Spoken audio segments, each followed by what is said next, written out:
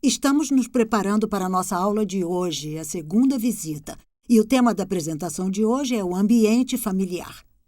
O ambiente do lar na tenra infância afeta profundamente o aprendizado das crianças nesse período em que são mais impressionáveis. Por isso, devemos tornar essas primeiras impressões da criança as impressões corretas durante essa próxima fase de crescimento, e que chamamos de primeira infância. Que título valioso esse, porque reflete o tempo na vida de uma criança em que tudo é novo e em expansão. É um tempo de inocência, brincadeira e descoberta, e só acontece uma vez. Sabendo que a criança só tem uma infância e somente uma primeira infância, o que os pais devem e podem saber para proteger essa fase vulnerável na vida de um infante?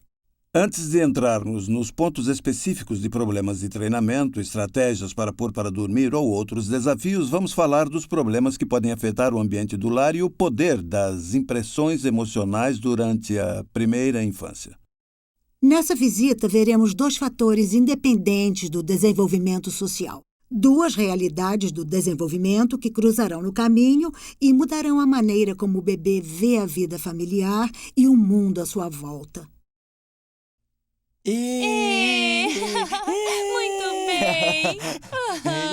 Amor, muito bem! Diga, por favor, mamãe.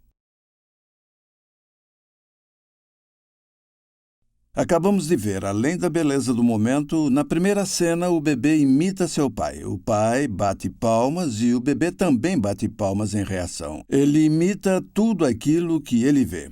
E, na segunda cena, vemos uma menininha imitando algo que ela ouviu tanto do pai quanto da mãe. Ela ensinava a boneca a dizer, por favor. Qual a diferença entre esses dois cenários? Reproduzir, refletir o que o outro está fazendo. Isso é o que os bebês são capazes de fazer, reproduzir. Mas imitar significa internalizar e assumir as características de outra pessoa. Os bebês reproduzem porque não podem imitar. Mas alguns meses depois, o infante chega a uma fase de desenvolvimento em que começa a imitar, ou seja, assume a impressão e as características de qualquer influência persuasiva em sua vida. E isso é importante porque a mente do jovem infante é muito impressionável. E crianças que se impressionam internalizarão o que ouvem e veem e refletirão de volta em forma de imitação. Eles aprendem tudo, podem imitar seu personagem favorito de desenhos, barulho de guitarra da igreja, de bateria ou os maus hábitos do vizinho. E o mais importante da lição de hoje é isso. O infante também imita sons e ações e atitudes e as influências mais persuasivas em sua vida. Isso pode assustar, porque trabalhamos aqui o efeito iceberg. Com frequência, o que vemos é a ponta do iceberg. Tantas impressões obtidas durante os anos da primeira infância ficam abaixo da superfície. Isso nos fala do poder da imitação. Se a imitação é com que os pais têm que lidar durante a primeira infância, isso é manejável.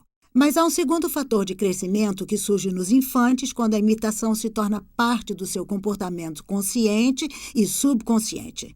Este segundo fato é a percepção, é a posição única do pai na liderança da família. Dos 18 aos 20 meses de idade, parece que há um interruptor ligado no cérebro e a criança se torna cada vez mais ciente da influência do pai na casa. Não que o pai não estivesse no cenário antes, mas agora os pequeninos atingem um ponto de desenvolvimento onde começam a reconhecer a mãe e o pai como uma única entidade e eles têm uma relação única que compartilham.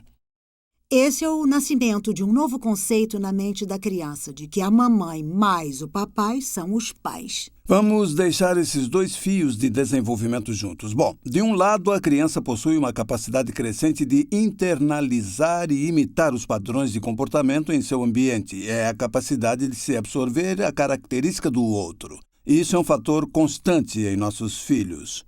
E, de outro lado, a criança chega a um ponto em que a realidade da presença do pai agora tem uma influência persuasiva. Esta é a variável.